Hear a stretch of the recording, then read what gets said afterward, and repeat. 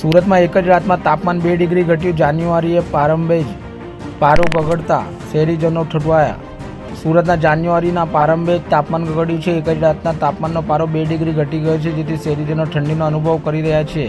ઠંડા પવનની સાથે સાથે ધુમ્મસના ઓળા ઉતરવાનું યથાવત રહેતા તાપમાનમાં ઘટાડો નોંધાયો છે.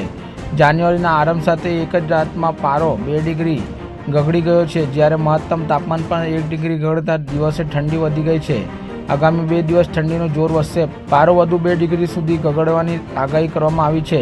15 ડિગ્રી સાથે સિઝનની સૌથી વધારે ઠંડી નોંધાઈ છે.